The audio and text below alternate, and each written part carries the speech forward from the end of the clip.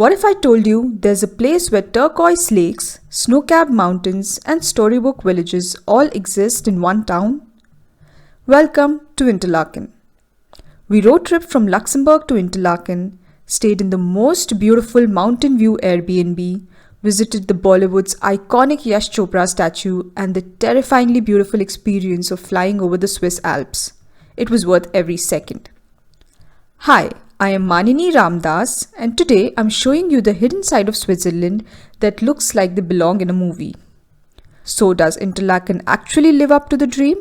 Or is it just a tourist trap? Let's find out.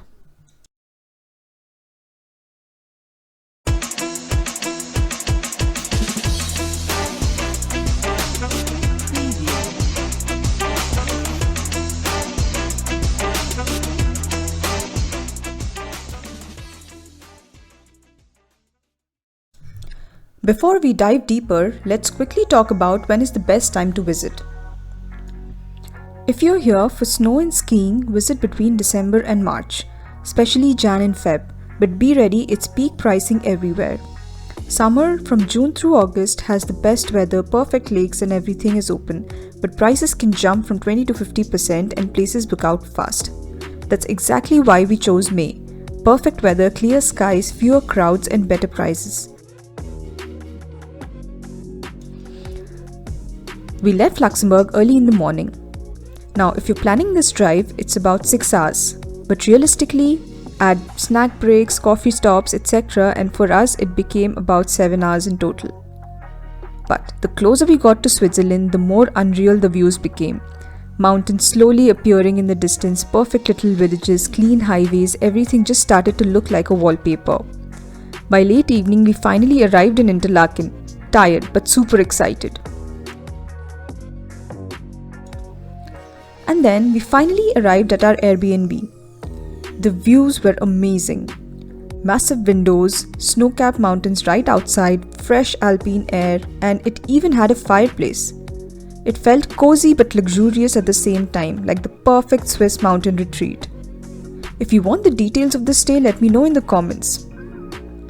And we ended the day one just soaking in the silence of the mountains.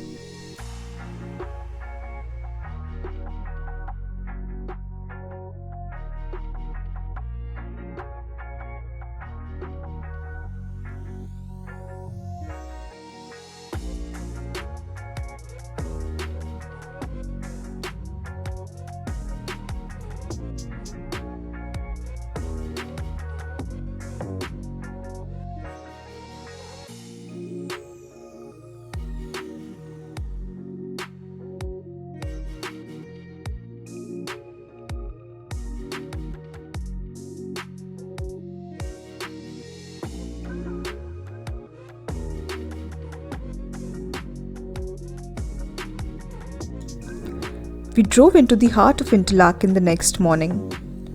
Interlaken literally means between two lakes. It sits between Lake Thun and Lake Brienz, surrounded by these dramatic Swiss Alps that make everything look cinematic.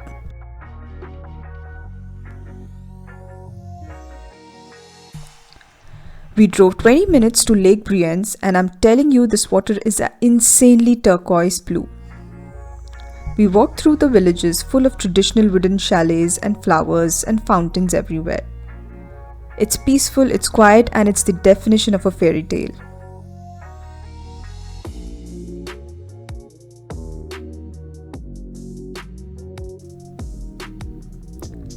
Then we visited Kursaal Park, wide open green lawns with mountain views that look unreal because they are that perfect. And then, my Bollywood heart had its moment. Right there in Interlaken stands the statue of Yash Chopra, the man who basically made Switzerland a dream destination for every Bollywood fan. Standing there honestly gave me goosebumps. So many iconic scenes were shot here. It felt like stepping into a movie. If you grew up watching Bollywood like I did, this is such a special stop. Now, the adrenaline part. We booked a paragliding session. Was I nervous? Yes. Did I still do it? Also yes. Floating between the lakes, feeling the wind, seeing the entire town from above, it felt freeing, peaceful, and thrilling all at once. 100% one of the best experiences of this trip. After that adrenaline rush, we slowed things down. We grabbed lunch and then drove to the beautiful lakeside village of Brienz, about 20 minutes from Interlaken.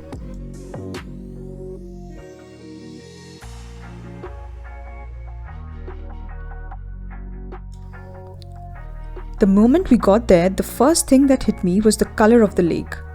Not blue, not green, but this surreal turquoise that almost doesn't look real. It's actually because of glacial water, which gives it that milky, glowing color. Right along the lake, everything felt calm, untouched. No chaos, no rush, just still water, soft waves, and mountain reflecting perfectly like a mirror.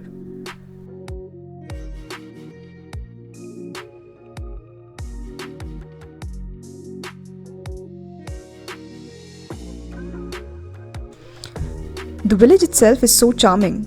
Traditional Swiss wooden chalet, each one with detailed carvings, colorful flowers hanging from balconies, and that old world feel you really don't see anymore.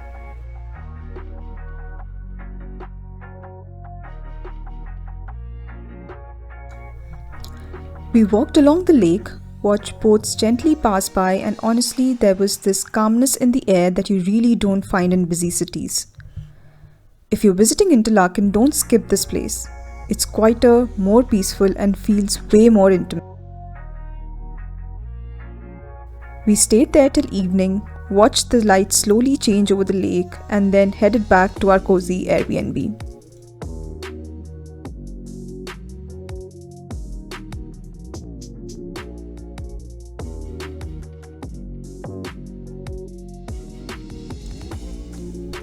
Day 3 was all about mountains, snow, and a little bit of adventure.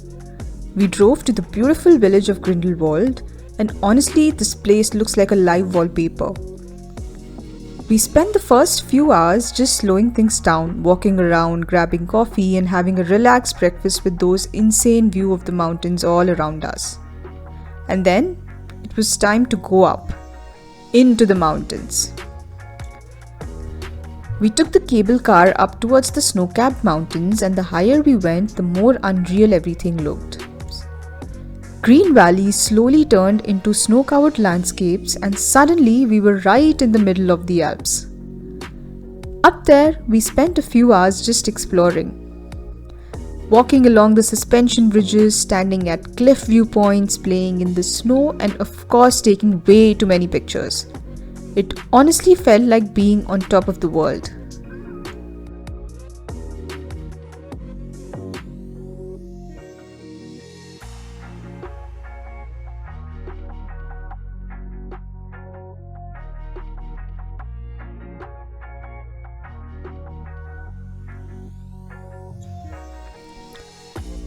By late noon, we decided not to take the cable car down and instead try something fun.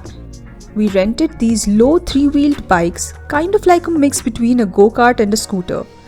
They're actually called mountain carts, and they're made for riding downhill.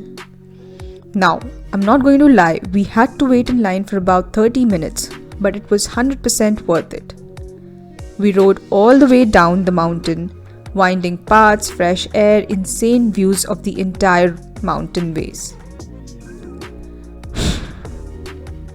We rode all the way down the mountain, winding paths, fresh air, and insane views of the entire way. It was fast, fun, slightly chaotic in the best possible way. Definitely one of the most fun activities we did in Switzerland.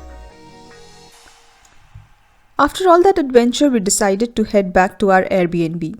No big plans, no rushing around, just relaxing, enjoying the views, and ended the day on a calm note. For dinner, we decided to have a traditional Swiss dish.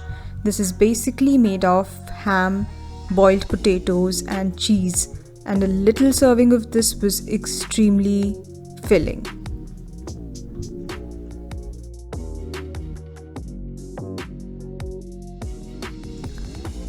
On our final day, which was also the day we were heading back to Luxembourg, we decided to take it slow and make a few stops along the way.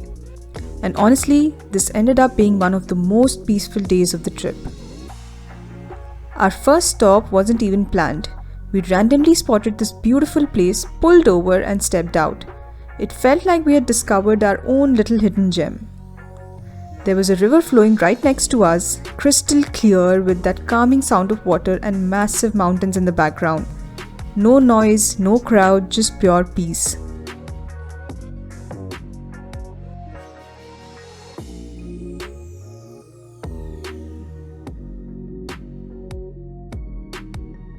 Next, we drove to Lauterbrunnen, and if you've ever heard of this place, it is unreal. It's literally called the Valley of Waterfalls.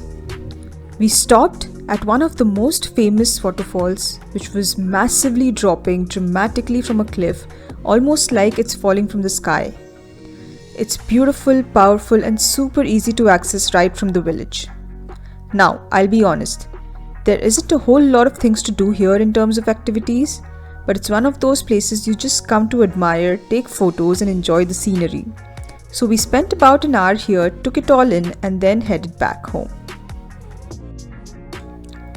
And just like that, it was time to head back.